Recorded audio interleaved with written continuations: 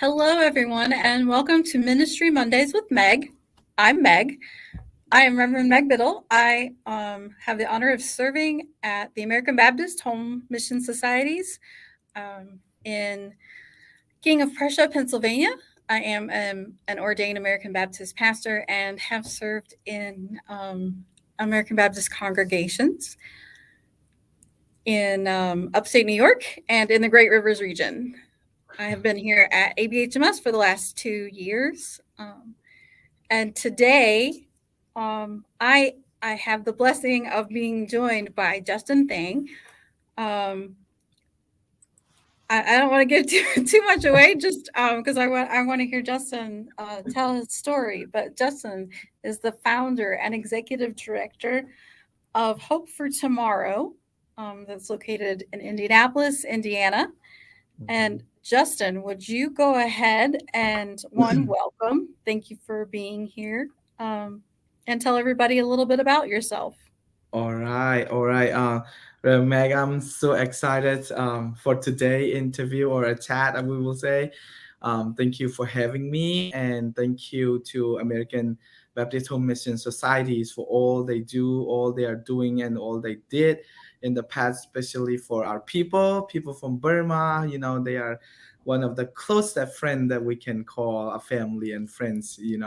So we are so thankful for that. And today I'm more excited because we only have like 5-10 minutes to chat before the meeting. But learning about you, where you used to work, where you grow up, where you come from, and all of this. Oh my God, how God work is amazing. So I'm over excited for this interview, I will say, or chat. So, hi everyone. My name is Justin Thang. I am the founder and executive director of Hope for Tomorrow, which is a nonprofit organization here in Indianapolis, Indiana. We founded this organization back in 2017. So we just turned 5 years. We are so grateful for that. We are so grateful for God blessing, protection, and guidance over the past 5 years. As a nonprofit and as a nonprofit that runs, like a younger person who don't have so many experience or knowledge about how the nonprofit work, and sometimes it's really challenging because like you don't know what to expect. When I started this nonprofit organization, I don't have any, financial help. I don't know how this financial work, and I don't have how, this nonprofit that I'm gonna found it, or I'm gonna start it, that I will run, because I don't have background in that area. But the only thing I have back in 2017 was the passion in me, and excuse me, and the people who need help. When I look around our community, when I look at my parents, when I look at Burmese adult, when I look at Burmese children who come here as a refugees, we need help, but we don't have enough helper, or we don't have enough uh, service provider in our community. So, to answer that call, it's really hard. But since there is no one, since there is not enough people doing it, I have to say yes, putting my trust in God and then start taking the action. But of course, it's not easy. There was a lot of time I got to chest tight because of anxiety, and because of stress, and then my hairs are falling off because I don't know how this thing works. I don't know when the next fund coming, but the only thing I know is there are hundreds of people who need to walk into our organization and get help. So that's all I can think of. So that's how we begin humble. Humble begin. But before I go further, I want to talk a little bit about why this thing is important, and why this mission, or we say ministry, is important to me. Is because coming here in America, that is the biggest dream. That coming into America is one of the biggest dream that a young boy from that world country can imagine of or dreams of. living in a country called Burma, going, being born there, living under a dictatorship government, it is, really painful. You don't know what the future holds, and you've been treated differently because of your skin color, or because of what ethnic group you belong to, or because of your religious background, or because of your gender, you know. But the saddest thing about is that, you didn't even know that was wrong. You accepted that as part of you, and you accepted that way of treating because you believe that it meant to be that way because of you being a different person. Your parent practiced different religion than majority of the country, and you being a small one of the smallest minority in the country, and unfortunately you live in the poorest state of the country. So that how, like, I thought I should be treated, or that how our life should be, because I have no option and I don't have any other opportunity to explore other side of the world. But by the grace of God, my father went to Malaysia, fled the country, and then seek for protection under United Nations. And he was there for 2 to 3 years for him to accepted as a refugee. That made me realize that, you fled the country because of your struggle, and all the thing that happening in your life, but you still need to wait for 3 years to be permitted. Like, he have to line up every day. He have to go to the office and then wait for the paperwork, and then after that you gone through like this medical exam, 4 5 6 of testing, and then, that is what all the refugee in general has to go through. But, we don't mind, because this is the only way of us refugee will be able to leave the country. So from the time that you apply, Mhm. about 3 years until you actually get to leave. Is that Yes, correct? that is just for my father case. And Okay. Meg, one thing I want to share you is that the people that I know, who the people that I know from Malaysia, when we first arrived there 15 years ago, are still in Malaysia right now. 15 years. They was there before us, and now they still not leave the country, Malaysia. So my father, we are so blessed that he only stayed there for 3 years for us to join him.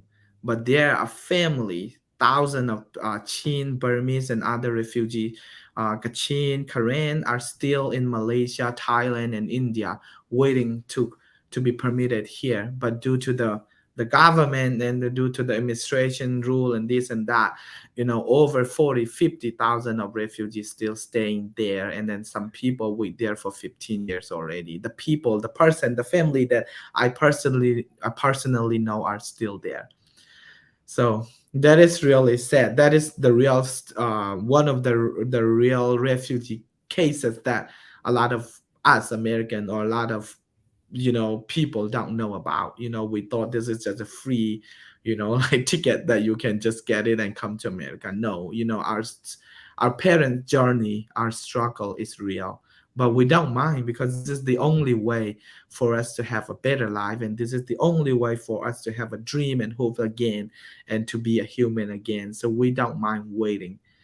But it is hard to not know, living there 13 14 years and don't know about your future, and your children, the child 1 year old become 15 years old now, and he don't know about the culture, he don't speak the Burmese language anymore, and he don't get proper education in refugee camp. And then now he's 15 or 16. Basically he will lose his whole future, as a teenager. So that is something that really bothering me. But I'm glad that I have a chance to share this through your chatting or your interview. So I'm so thankful for that. So since that was 2006, when we end of 2006, when we joined my father in Malaysia. It was in December. I remember clearly, and you know, the first day when we arrived in Malaysia, that is like one of my most happiest day, because now you are leaving the country that treating you very bad, or like looking down on you because of who you are, or persecuted you because of what group you belong to, or what religious you are following. um, and then when I first arrived in Malaysia, I remember, it was nighttime. It was nighttime, and the whole city was lit up. There were so many lights, and in Burma, we barely have electric. Like Falam, the town that I was born is called a small and beautiful town called Falam, and I remember there was like, tonight we will have half of the city will get electric city. Like we have a light tonight, and then the next day you don't have electric, and the other group people of the city will get it. So you keep wait. You now you live in a country where all the city is light, full of light. That's very exciting. But I realized, wow, this is not my country anymore. This is not, like the place I can call home anymore. But you have no choice. That's how I grew up in Malaysia. And then when I came to America, I was so excited because, like, America is, to be honest, back then, Reverend Meg, we didn't even know is America truly exists or not. Like, Hmm. it was a myth. If it was a myth or it was just a scam, we don't know, to be honest. But that is the only hope that left for a refugee, as a Chin refugee or as a Burmese refugee.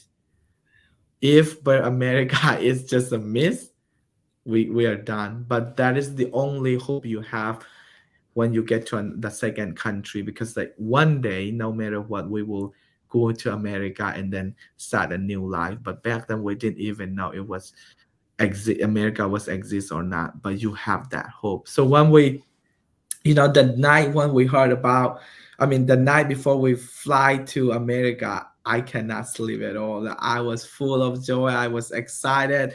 And I was, like, I don't remember what I did, but I am sure one thing I remember, I could not sleep at night because, I was so excited. And I make a decision like, okay, I will go to America, and then I will study, I will get all the degree that I can get, and then I will take care of my parent, and then I will help the people who stay in Burma.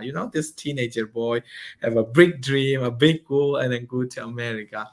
But what happened was, when we really arrived in America, all your dream and the thing that you saw in the movie, like, all the tall buildings and all the New York, California, and everything, it's not everything about America. Like when we really arrive, it's different. We live in a smaller city, and but we still don't mind. We still don't mind because like this is America. But as soon as we arrive as a refugees, we have the airfare that we have to pay. I remember, like, we are four family members, so we have to pay like over $6,000 dollar for the air ticket that we flew into America. So we had that right away as soon as we came to Right. America. And then parent has to pay the rental fee, and then all the bills, and they don't know where it was like 2007, so the economic was bad, and they could not find a full-time job. And then they has to go to work by foot, and then they have to cross highway. And then that really make me scared, because I have like 14 years old brother that I have to take care of, and I'm underage, I'm not even 18, and my parents have no choice, have to leave us home and go to work until they come home around 1 to 2 a.m. I cannot go to sleep, because if something happened to my parent while they work, or got hit by a car or something, how I'm gonna take care of my little brother? I don't speak English, I don't know how the system work. But that's my first experience in America. The dream and the goal and the excitement Right. is not the same. And then my parents will come home after they left house like 1 hour. It's like, why you come home? And they say, oh, there is no work today, and they have to work like 30 minutes by foot, and come back another 30 minutes crossing highway, and found out that they don't have they don't have no work today that day. So it's really painful. And as a mother, I can hear, as a mother, my mother, sometimes she cried from another room. I can hear that because it was so challenging for her living in America and starting a new life here. But like when she came out from the room, she pretended like nothing happened. She still want to be the hero. She still want to be the mother to these two young boys that she's raising. So the more my mother pretended to be okay, the more painful I get. Because like, I know my mom is pretending she's not okay, but she wanted to be okay. So forget about my parents side. So but that's when I decided myself, like, okay, my parents are struggle, but I am going to school and then work hard and then study hard and will take care of my parents. So I remember in Michigan they started school around August, if I'm not wrong. But the first day of school, I was full of joy, excitement again, very excited, full of excitement, and ready to go to work, go to school. The bus picked us up, and then we went to the school. And on the first day of school, I found out I was one of the only different person in the classroom. I look different. Like some classes, I was the only brown person in the classroom. And as a teenager, sometimes I really wish to be black, or I really wish to be white, because I don't want to be a middle guy. I was so visible every time, when we are in a group, but I'm not enough white enough to be white. I'm not black enough to be black. I got treated um, differently because of me not being able to speak English, and the way I dressed up. It's a third world country boy way of dressing up. Like I look different in the classroom. And one day I even missed my lunch because I didn't know it was lunchtime, and I was left alone. And um, a lot of time I will run to restroom and cry because I don't understand what my teacher talked about. My teacher are really, really nice.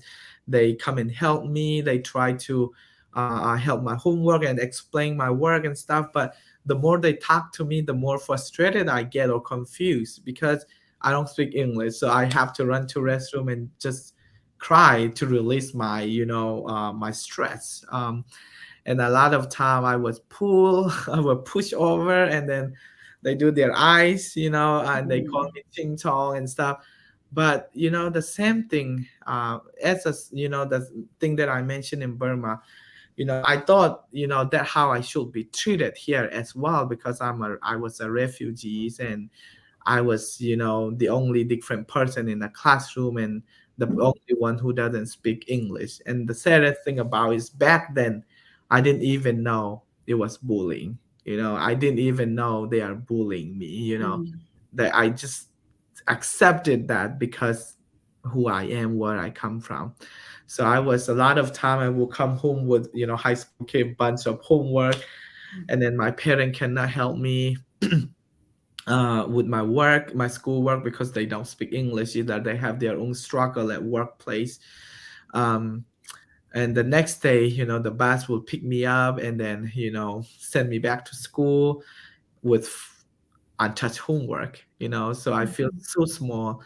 But by the grace of God, I uh, I'm so sorry. Whenever I share this about my high school life, it's really heavy. But by the grace of God, I finished high school, and then you know start working, start getting a job, and then start living in a little bit easier life, I will say, comparing to high school life. And I become a supervisor at HP company. I work for what was it, language services as interpreter, and start making money. Start making money as a teenager. Now like you are into your 20s, and enjoying life. And then every Friday or Saturday you call your friends and then go out dinner, have a party. And the good thing is, God know, even though I want to party and then enjoy with friends, I never drink. I just drink my juice and have fun. But that's I'm so grateful for God, just enjoy party. But thought that's one of my way to forget my painful life. Like okay, now you have money, you have like your own chance of living the life that you cannot live your first 5 6 year as a school student. But the more I enjoy, the more I spend my money and then live like other American normal life, the more it's remind me of who I am. I thought like I will forget all that painful life of my parents. Like my parent has to go to work by foot, and then we have to wait for someone to come get us to go to church, or we have to wait for someone to pick us up to go to grocery. Sometimes we have to wait for 2 weeks. And then like my brother struggle at school, my aunt struggle at school. So this is my way of giving back, not taking revenge, be with full of bitterness, when I look at my painful life. So I start enjoying life. But Reverend, the more I enjoy life that way, the more painful I get. Like I thought I would finish with this and enjoy my life and forget everything, but no, it's remind me more and more. So, to conclude my very long, long, long sharing, one time I come back home from work and I saw a school bus dropping off the kids in front of Regency apartment here in the south of Indianapolis. And then my office is like almost like two one-way block from Regency, now where this vision, began. Um, so I stopped, of course, it's a school bus. I stopped it and then wait for the kids to come out. And I saw this Burmese couple, the teen couple, staying there, waiting for their kids to come out. And then the kids come out, and I thought, okay, now they're gonna take their kids home and go home and maybe have dinner, or they'll go home and then have play, or they'll do some homework and stuff. But you know what happened? As Hmm. soon as the kids come out, they put him back in the car, and then they start driving the whole community and look for help for his homework. So that's when it hit me really hard. I was him 10 years ago. I was the one who ran to restroom and cries because I don't have any helper, or I don't understand what my teacher talked about. I was the kid who ran to like restroom and hide because you are not part of the group, or you was called out because of who you look like or your English. But now, even you live here for 10 years and now you are enjoying your life now and you have a better life comparing to 10 years, but your people, the kid, another kid still struggling like you used to. So that really hitting me. And I don't know, when the school bus passed, I was stay there. And when I realized like I was stopping there, the school bus gone, the kids are gone. And I asked myself a question, what should I do? And I was the only one in the car. There is no one to answer that question. So I have to give myself an answer. I have to do something. I must do something. So that is the end of 2016. And that's when I decided that I'm gonna do something.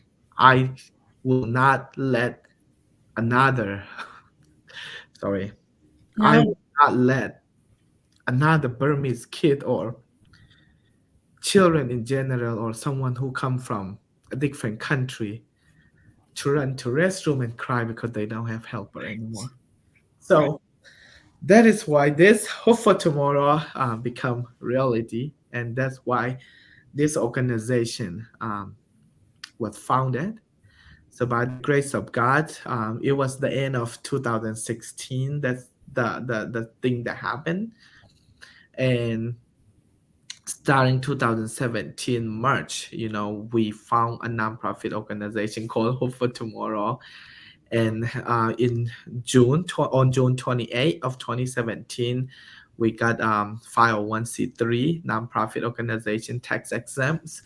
And since then, we here at Hope for Tomorrow have after school program for K to 8th grader.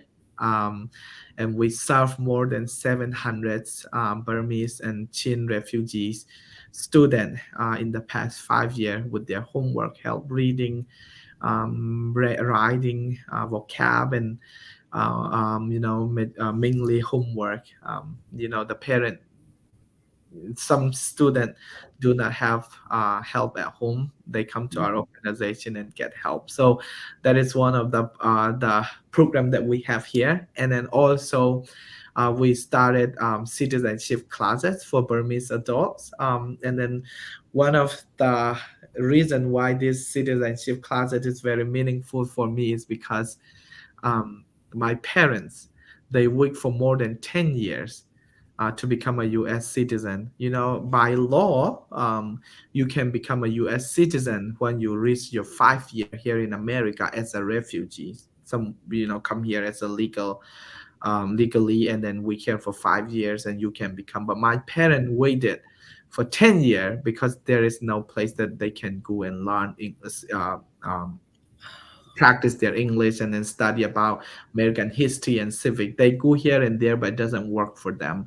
So I, was the one, who helped them become a U.S. citizen. I remember like I was crying when, my mom was a teacher, so it's a little bit easier for her. But my father, he didn't study well in Burma, so he didn't finish school and stuff.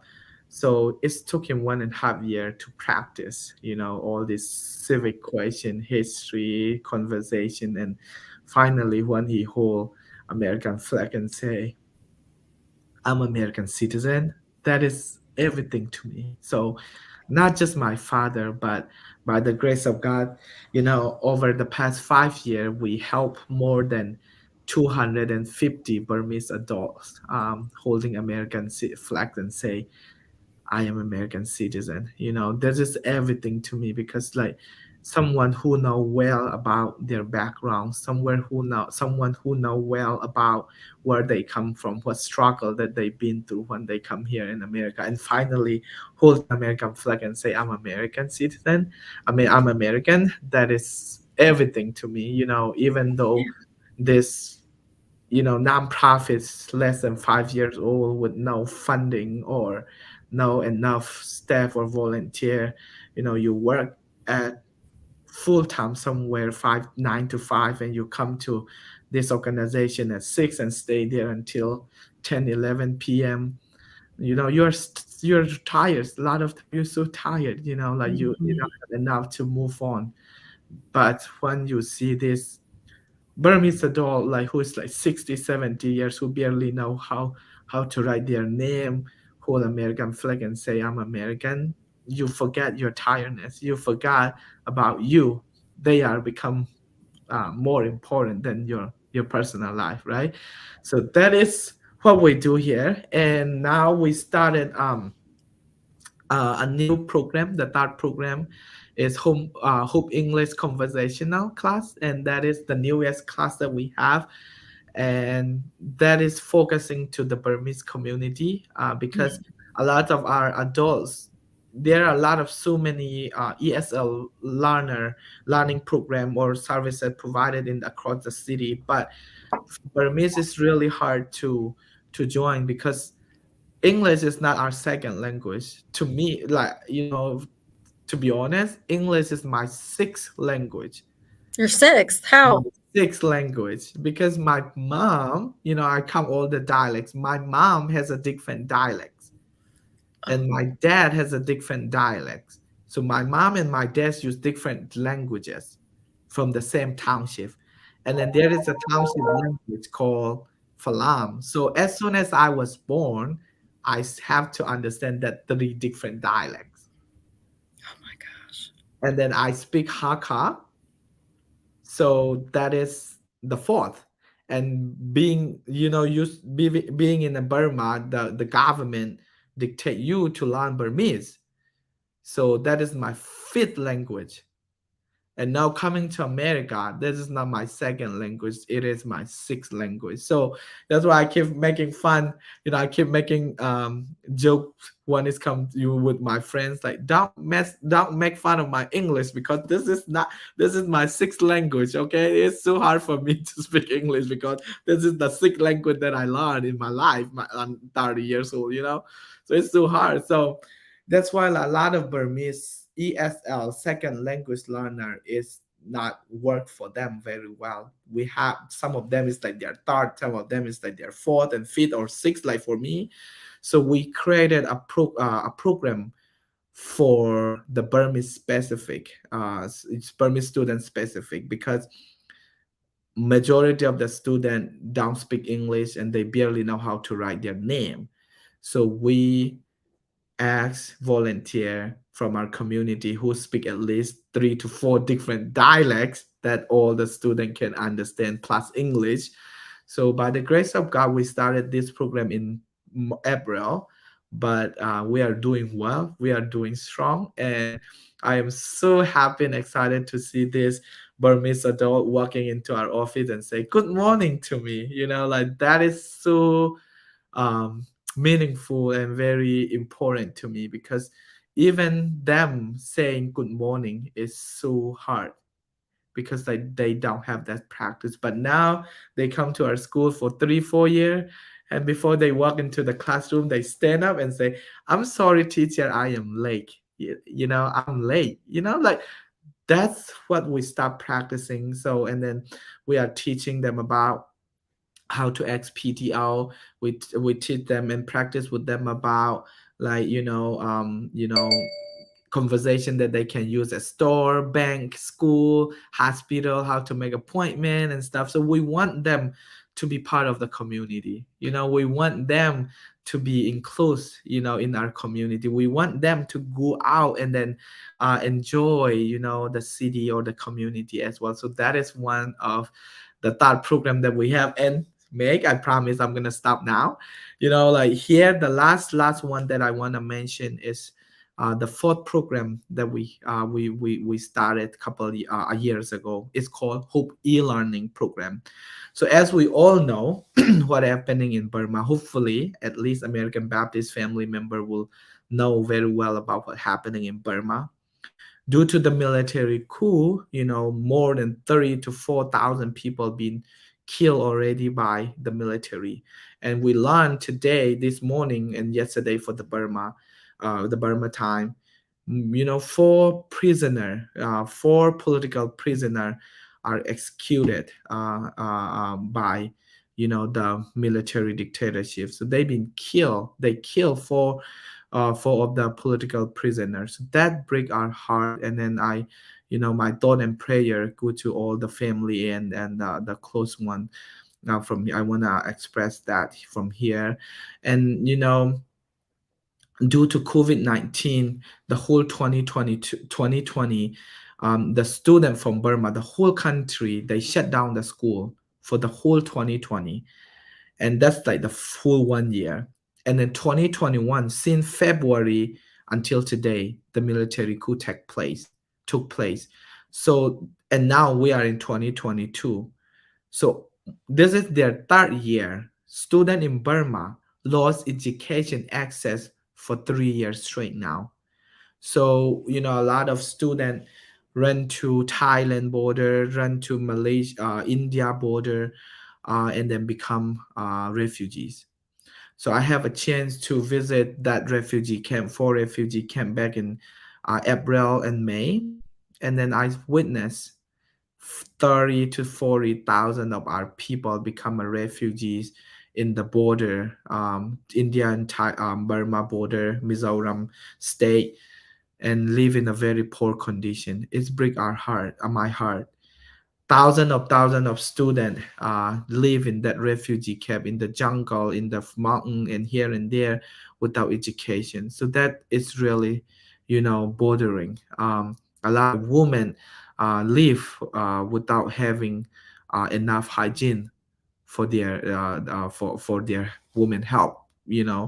That is really sad to hear. So set to hear and see. So, we Hope for Tomorrow started on another program called Hope E-Learning. So we can teach, whoever have internet access from Burma and then student from refugee camp area, so they can join our Zoom classes and learn English. So this is our second year, and we are excited to share that over 200 plus student from Burma across the whole country, and also, refugee from India border can join English class this year. So that's very exciting. And, we are a Christian organization and we are faith-based organization, but we are very proud and then happy and excited to share that more than 20 to 30 um, non-believer Buddhist student join us our program. So that is very important to me because this time I think Christian has more responsibility. We have, to do more in this crisis. What's happening in Ukraine? What's happening in the Middle East? And what's happening in Burma?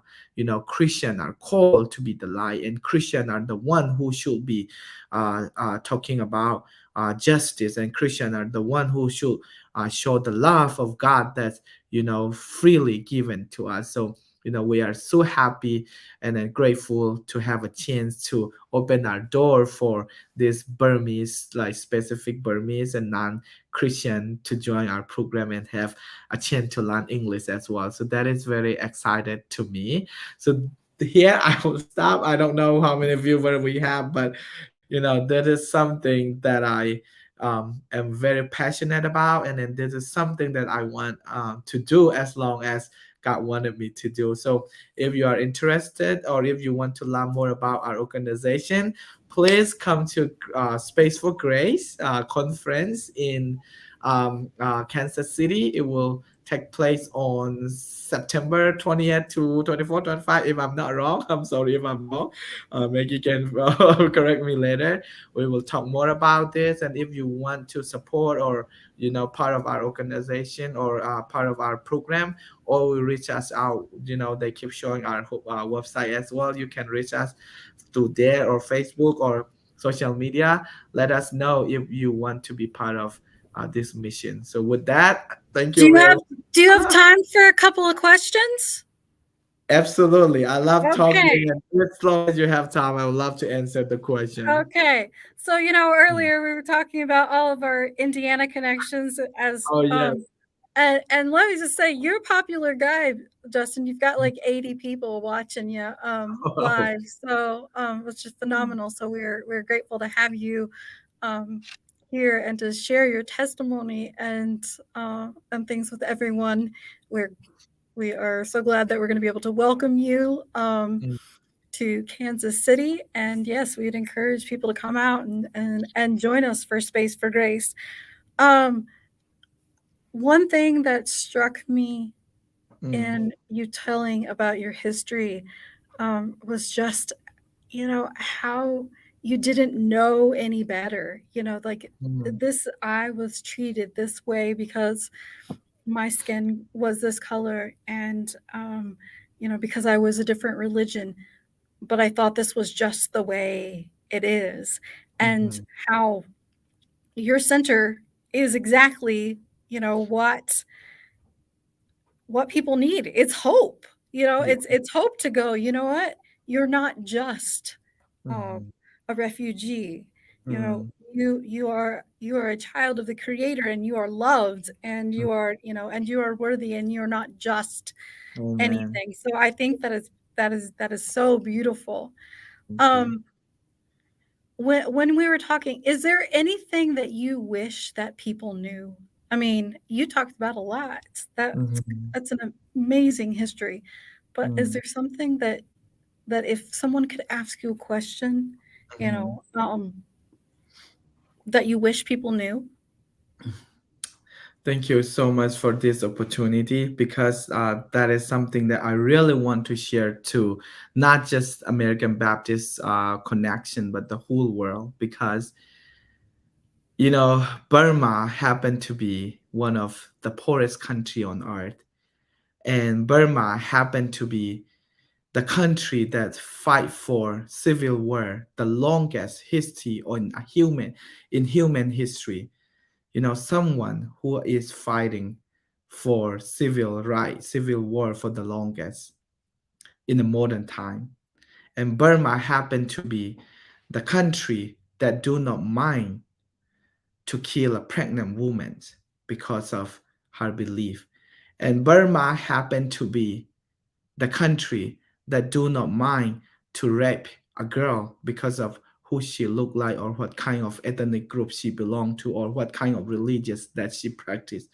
And Burma is the country that do not mind to burn down churches because of they are the smaller minority religious in the country. And Burma happened to be a country do not mind to execute a political prisoner because of their different opinion. And Burma allowed to have more than hundreds of thousands of her own people to flee different country because of their power eagerness. So I want the world to know that we need your help. We need your support. I know so many things happening in the whole world, and economics, and then all these issues that happening in our country, in the whole world. I get that, I understand, but I want the whole world to know that we need media attention. We are crying, but we are not have enough. We do not have enough people to hear our cries, and our country is suffering every day. Our country is crying, but we need more help and we need more support. Children, millions of children has been lost education access for over 2 years, almost 3 years because of COVID and military coup. Especially as someone who have a school after school program here, when I look at our student, over 100 students coming to our program, it's break my heart. I love that. I am glad and I am blessed to be able to open door for the people to get homework help and stuff here. But back home where I was born and the place where I call home in my country, millions of students become a refugee, run to the mountain, hide, not enough food or shelter. Forget about them going to school and study. These 10, 15 years old, 5, 6 years old need to be in the classroom and study, but they all become a refugee. They all are running for life. I want the world to know about that. And also, here in Indianapolis, we have over 30 to 35,000 of Burmese who come here to escape that country. We need help. There are a lot of adults who need to study English and needed to become an American citizen, but they don't have enough help and we don't have enough fund to run the program that we can run. So, I want the world and I want especially our American friends and our community to know that we love this country so much. This is the country where we've been treated like human again. This is the country that we can say as a Christian, a promised land to us. This is our promised land, but we need to adjust here and there. We come from a third world country. We have to adapt so many different culture here, study English, go to school, go to work. But the one thing that we can promise you is that we will not disappoint this country because this is the country we call home. And we will try our best. Our parents are working day and night and then pay the taxes and then try to be a good citizen that we can be. But sometimes, due to us coming from a dictatorship country, ruling by the dictatorship for over 60 plus years, it's hard to adjust, our life in America. So please be patient with us. But one thing we can assure you is that we love this country, and then we call this home, and then we will try our best, and we will try the best we can to make this country a better and greater place as well, and we would love to be contribute as much as we can. So that is the true thing that I want to let our audience know. Um, so can we donate? Can people donate directly to your Absolutely. website, Mhm. or they can make donations there? Yes, absolutely. So we when they visit this website, hopefortomorrowusa.org, there is a donate button. When they click there, they can donate one time or monthly donor. We really right now we really need help with adults class that we just started, English conversational class. So they can choose the area where they want to donate, or they can just donate a general cost. So definitely, we are always welcome and accept donation for this ministry.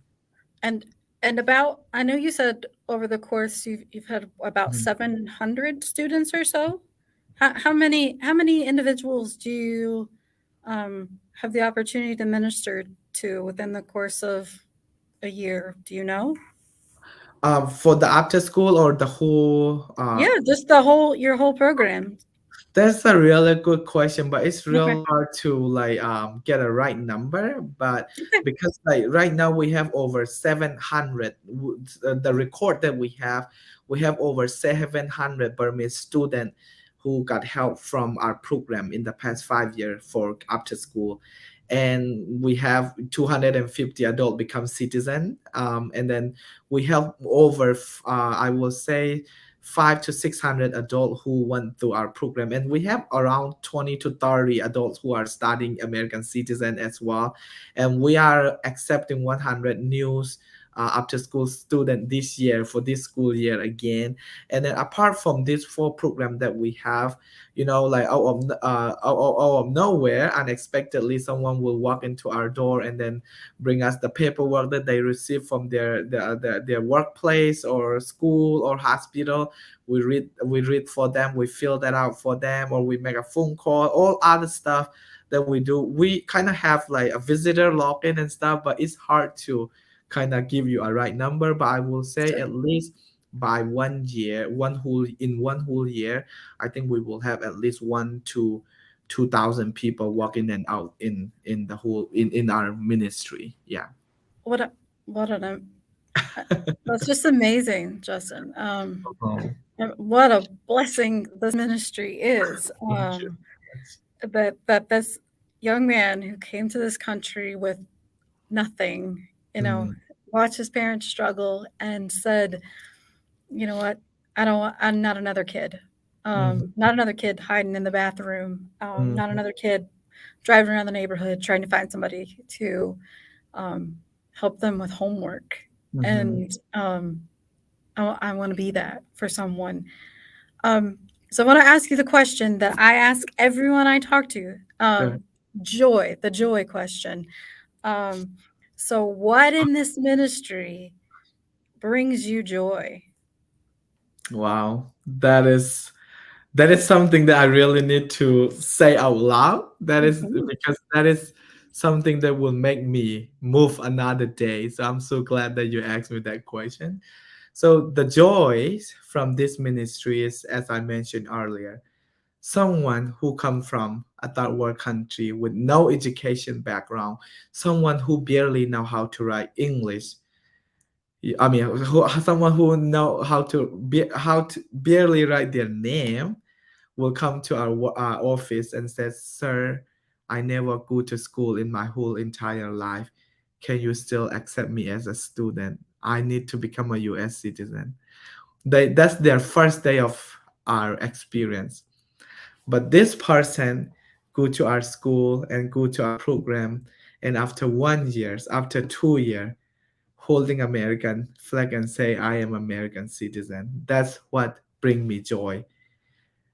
When I saw the little boy running to our after school program, throw his backpack in the classroom, grab his homework, and then do his homework and go home finishing homework, that's bring me joy, because that's how I reminded myself that there is no other little boy Justin will go to run in restroom anymore and cry because they don't have help. That bring me joy. And then despite of what happening in their life, some of our students, they one day join our hoop e-learning and study English. They say, "Oh, sir, I have to run away because the bomb is break. I can hear the bomb outside. I can hear this. I can hear, the shooting." But those students still decided to go to English class with their parents' phone and join us our English class. That's what bring me joy. And I'm blessed. And our team, like Hope e-learning team, all the volunteer who put all their personal need aside and then join us this movement, that's make me joy. And then one last thing I want to mention is when I hear someone from non-Burmese or Chin community call me, text me, or send me a text and say, "We know your ministry. We pray for you, and then we see you, and then we are supporting you." When I heard those things, that bring me joy. So those are the reason why we are stepping every day one step at a time, even though there was no funding or even though we don't know when the next support will come, but we know that who brought us this far. We know that, who, like guide us for the past 5 years. I don't know, you can see my sign over there. It says, "I trust the next chapter because I know the author." So that is something that I look at when as soon as I walk into this my office. Before I do anything, before I pray or before I plan anything, that is what I reminded myself. I don't know what the next chapter is, but I know who the author of my next chapter is. I don't know what the Burma future will look like, or I don't know what this refugee who are hiding and running in the mountain, who are 13, 14 years old, holding gun and fighting for this military regime. I don't know what our future is, but I know who our author is. I know who the one who hold the future is. So those are something that bring me joy. So thank you so much for allowing me to share our ministry and my personal story and journey here with you. I can't think of a better way to end this than on that note. This video will be available for folks to watch, for you to share with others, Mm, and we will certainly do that here. And I hope that through this, it it it is used to enhance your ministry there, to support you prayerfully, financially. yeah. And again, I hope that people come out to Space for Grace, and hear your story, and connect with you, and find Mm, ways to love you and support you as well. thank you Justin, so much. I'm so grateful for you, for your time, for this ministry. Um, Blessings to you, Thank and your community that you serve. So thank Thank you. you very much. Thank you for all you do too, Reverend Maggie. It's so amazing. And American Baptist Home Mission Society is like my another family. They are the one, who support me as much as they can and who are the one who always get my back. Our CEO, our executive director, Dr. You know,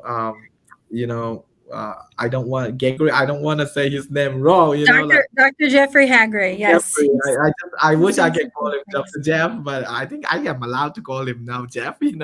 So he is one of the person who bring a lot of resources for us, and then like Reverend Lee and all like Reverend Rotangi, Lisa, all of you know a lot of people who are helping us in many ways that they can. So starting from our executive director, Dr. Jeffrey, to all the team member. I just want to say thank you so much. Yes. Well, thank you for joining me, and I'm grateful for everyone who took time out of their day Yes. to share in this. And I need to get you all these wonderful comments that I have to Okay. share with you. You are certainly loved and supported, by many people. So Thanks thank so you. much. All right. Have a good one. You too.